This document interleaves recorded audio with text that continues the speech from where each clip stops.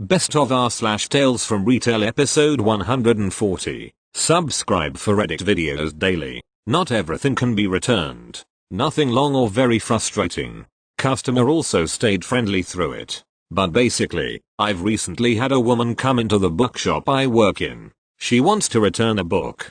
It's still sealed in plastic, grass a sticker, etc. Upping asking her how long she's had it, as she does not have a receipt. She tells me a while. I double check the bank and see the other book was delivered to another of our locations in 2014. Now, this would no longer be there. 6 years later. We tend to not have stuff that long, so I asked again when she bought it. She told me that it has been years. When I handed the book back to her and told her that there was no way I could return this and give her a gift card for it, she simply said okay and left. I still am shocked that someone would even try this kind of thing. Like, who would think they can return something after multiple years? Thank you. Next.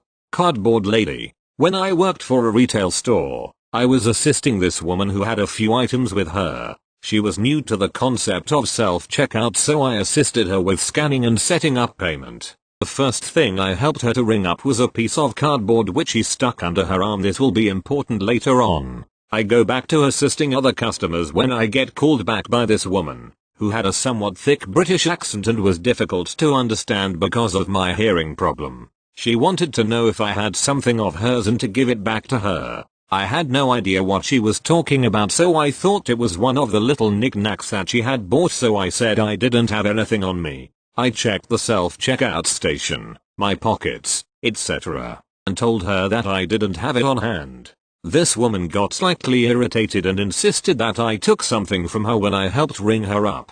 I apologized, mentioned that I had hearing problems, and couldn't understand what she was saying, and asked her if she had put it in her purse by accident, and she got more frustrated at me saying that I was going to get her another one of the items if I didn't have it on me. I was about to call my supervisor when I realized that the woman was talking about the cardboard that I had helped scan. The cardboard was still underneath the woman's arm. I mentioned to the woman if it was the cardboard she was looking for and pointed at it.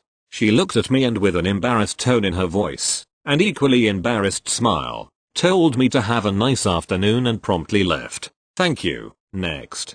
Tales of disgruntled customers. I work as a cart pusher for a retail establishment. One of many upsides of being a cart pusher is you don't have to deal with disgruntled customers as much as people on the sales floor, but not on this day. I'm pushing up a line of carts to the grocery side when I get to the garage door for the grocery entrance. I hear what sounded like incoherent screaming. I turn around to see a man parked by the grocery pickup area. Early 50s, mid 50s, pacing back and forth in front of a white Honda Civic. Not sure year or model, looked like a newer model. Him, yeah, you. Me. Visible confusion. Him, because of your dumb bus, one of the carts you left over there. The wind caught it and blew it and it hit my car. Me. Visible confusion, as he's standing bare minimum 50 feet away from me with no carts near his car. Right, well, unfortunately, so there's nothing I can do for you regarding this. Would you like to talk to a manager? Him, no, I don't want to talk to a manager. Look at what you did to my car, you f***ing dumbus. Me. Gets radio out. I need assistance out here. I got a man accusing me of damaging his car. He is screaming at me, cussing at me. He's very dissatisfied. Less than a minute later, the asset protection manager, support manager, and assistant manager come out. I quickly met them right outside of the garage door and quickly tell them that I have no idea what happened. He just started losing his mind, accusing me of damaging his car. We all walk over to his vehicle and the man has his finger pointed at an incredibly small dent in the front left side of his vehicle. If he didn't have his finger there screaming, look at what he did to my vehicle, I wouldn't have even seen it. The guy starts going off yelling at the managers how I'm a dumbus and this is all my fault that the wind supposedly blew a basket over 50 feet to hit his car on a smooth flat surface with no hill incline and no strong winds that day. Him, do you have any idea how hard I work to keep a spotless vehicle, and his dumbus FCKS everything up? At this point I couldn't hold it back, started letting some laughs out because I didn't lay a finger on this man's vehicle and I don't control the wind. Assistant manager stopped laughing. I left to go to a cart carol to get more baskets because I was thinking if I kept laughing this guy could attack me or something. I get back up about maybe a minuet or two later with more carts parked them right by the door and walked back over, and the guy is still losing his mind screaming at the managers. At this point the guy's wife comes out of the store, doesn't even question what's going on, just walks right by it and sits in the passenger seat of the vehicle. Are you even going to pay for this? Look at my car. Assistant manager: sir, if our associate did not damage your vehicle but rather the wind picked up a basket as you told us, then this is an act of nature. We are not responsible for acts of nature. So the store even won't pay for this. Assistant manager: so you can file an incident report with us and we can do an investigation, but there's no guarantee that we will be held accountable for the damages. Forget it. Guy sits down in his vehicle and I turn to the managers. I have no idea honestly where this guy is coming from. I didn't see a single basket near the sea. Turn around to see him sitting in the driver's seat, one hand on the steering wheel, the other hand flipping me off while repeatedly screaming FCKU. Gives the guy the biggest smile I can while waving at him goodbye as he's backing up. In the end I didn't get in trouble for any of this and there was no investigation launched regarding this issue. Thank you. Next. I'm getting angrier by the minute. I work at a fashion retailer that exists in pretty much every mall, but I just transferred stores from a small, low volume store to one of the biggest ones in the district. On my first day at the new store, I was called over to cash point by my store manager, asking me to ring up next in line as she had to run to the back to print out the previous customer's receipt since the register's printer stopped working. My manager was gone for maybe all of 2 minutes and this customer, an older blonde white lady, was just seething off to the side, absolutely pissed. She had to wait and started to tell me she had somewhere to be. After about a minute she started to slam her hands on the counter and spoke through gritted teeth. Find that woman right now because I am getting angrier and angrier by the minute. And then my manager came around then corner with the receipt and the customer snatched it from her and stormed off. My next customers who saw the whole thing got a good laugh at how she was acting. It's always a nice feeling when other customers support you after an off-putting experience. Thank you. Next. Customer realizing that our stock wasn't bad quality but couldn't bring herself to apologize. Years ago as a teen I worked in a school uniform shop during summer holidays. I enjoyed working there and got on well with the bosses, so when they required cover for time outside of the holidays they would occasionally ask me to work, which was fine by me because it meant more money for me. 2007. I think it was about a month or so into the new school year, starting so September or start of October, and customer stormed up to me with her daughter trailing behind. Customer equals see me equals MC. I want a refund on my daughter's pullover. I was going to wash it and found holes. It's awful quality. I'm sorry to hear that. What seems to be the problem? C. There are holes in the sleeves. School year has only just started and this is ridiculous and the wool's unraveling and making holes already.